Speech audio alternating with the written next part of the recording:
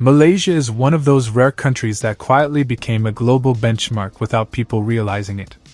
Over the years, many nations, big and small, have looked at Malaysia and admired its balance of modern development, multicultural unity, tourism excellence, economic stability, and global reputation as a moderate, welcoming nation.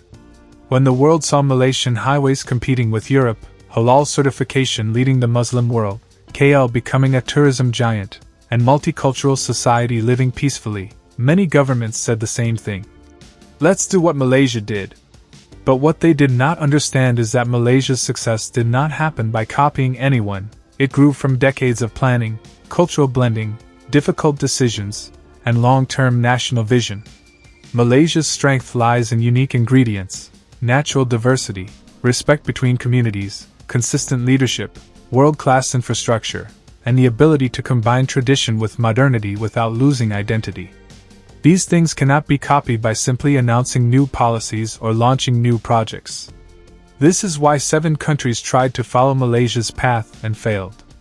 Each of them attempted to duplicate Malaysia's tourism model, diversity management, Islamic moderation, halal leadership, or economic direction, but they discovered something surprising.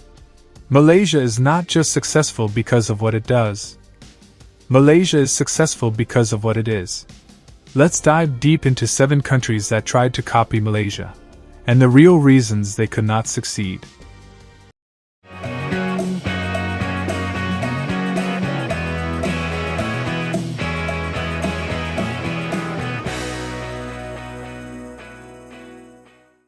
Number 1. Indonesia tried to copy Malaysia's tourism system. Indonesia is geographically blessed. It has thousands of islands, tropical beaches, cultural festivals, and rich history. After seeing Malaysia's tourism growth, KLCC shining globally, Henteng Highlands transforming into a world-class entertainment hub, Penang becoming a cultural capital, and Langkawi topping island rankings, Indonesia tried to model similar tourism strategies. Jakarta attempted to modernize its skyline like Kuala Lumpur. Bandung tried to build themed attractions similar to Henteng. Even Bali began learning from Malaysia's structured tourism branding. Indonesia launched multiple Visit Indonesia campaigns, hoping to copy Malaysia's consistent tourism marketing strategy. But what Indonesia could not recreate was Malaysia's infrastructure discipline. Malaysia's highways are smooth, efficient, and connect major attractions seamlessly. Public transport, from MRT to LRT, offers reliability and safety. Airports like KLIA outperform many in Asia in passenger experience. Meanwhile, Indonesia faced decades of traffic chaos, long travel times, inconsistent roads, and limited city planning. Even if the attractions are amazing, visitors struggle to move easily. Malaysia also excelled in medical tourism, something Indonesia tried to replicate but couldn't match due to service gaps and high confidence in Malaysian healthcare. This is why tourists kept choosing Malaysia for convenience, comfort, and organization, things Indonesia could not copy perfectly. Number 2. Thailand tried to copy Malaysia's multicultural harmony. Thailand admired one thing about Malaysia more than anything else: the peaceful relationship between Malays, Chinese, Indians, and many ethnic groups who together built a vibrant national identity. Thailand tried to promote similar multicultural unity, especially in its southern regions where cultural mixing is high. But Thailand faced internal challenges. The history of ethnic tension in the south, political instability, limited representation for minority communities, and cultural gaps made it difficult to achieve the kind of balanced harmony Malaysia has built over decades. In Malaysia, multiculturalism is not just a slogan, it is lived every day through food, festivals, business collaboration, and national policies that encourage cooperation. Malaysia's Chinese, Indians, and Malays contribute to the economy in different ways, creating a blended ecosystem that Thailand tried but failed to replicate. Festivals like Chinese New Year, Deepavali, and Hari Raya are all national celebrations in Malaysia, something Thailand could not fully implement.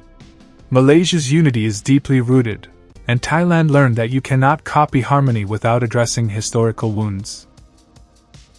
Number 3. United Arab Emirates plus tried to copy Malaysia's Islamic moderation and global branding.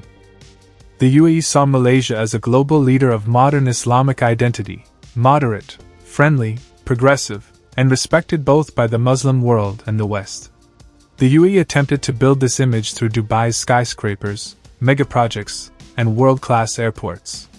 It wanted to create the same balance of religious values and modern development that Malaysia naturally embodied. However, the UAE's challenge was demographic. Most of its population is made up of foreign workers, which means cultural identity is more important than organic.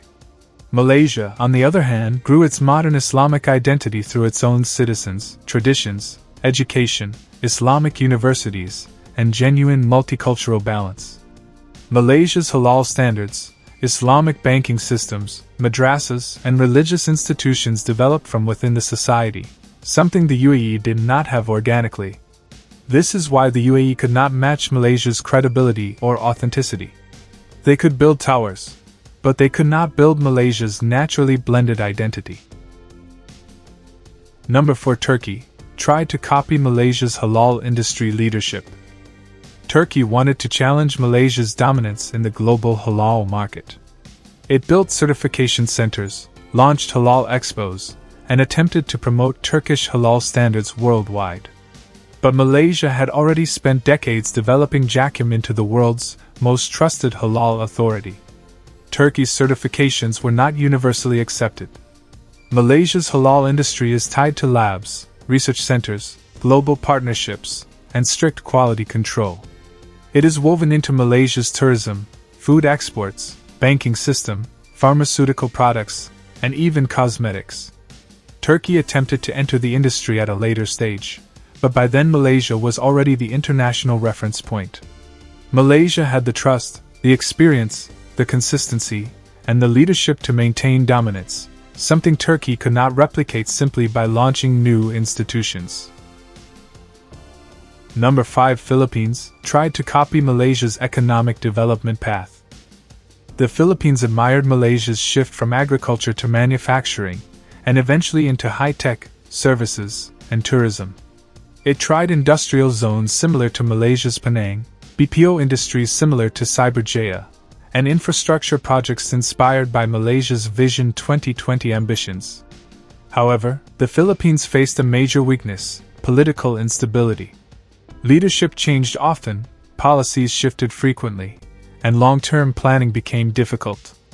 Malaysia, in contrast, enjoyed long periods of stable governments, allowing massive projects, Putrajaya, KLCC, MRT systems, and tech parks, to be executed smoothly. Foreign investors always prefer countries where the direction is stable and predictable. Malaysia offered this, while the Philippines struggled to match it. As a result, the Philippines remained behind despite trying to follow Malaysia's development formula. Number 6. South Africa tried to copy Malaysia's model for race relations.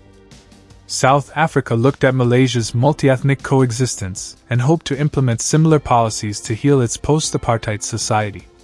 South Africa studied Malaysia's new economic policy, NEP, which uplifted the economic position of Bumiputera communities while maintaining business harmony with Chinese and Indian Malaysians. But South Africa faced deep-rooted challenges. Crime rates were high, inequality was severe, and trust between communities was fragile. Malaysia's success comes from generations of shared culture, intermarriage, economic cooperation, and a sense of national belonging. South Africa's historical wounds were far more painful and recent, making it difficult to achieve the same level of unity. Malaysia also had strong institutions, consistent leadership, and community-driven harmony. South Africa discovered that Malaysia's peaceful multiculturalism requires decades of patience, trust building, and mutual respect, things that cannot be replicated quickly. Number 7. Singapore tried to copy Malaysia's cultural and nature tourism. Although Singapore is richer and more advanced in finance and technology, it has always admired one thing about Malaysia: its cultural depth and natural beauty. Singapore attempted to build Malay heritage centers, cultural villages, nature reserves, and food courts that highlight traditional Malay cuisine. But Singapore faced a limitation: it could only recreate concepts, not authenticity. Malaysia's culture comes from centuries of lived tradition, large communities, natural forests, beaches, mountains, and long-standing customs. Singapore tried to copy the feel of Malaysia but could not match its scale or originality. Malaysia's identity is organic, diverse, and deeply rooted, something no amount of investment can reproduce artificially.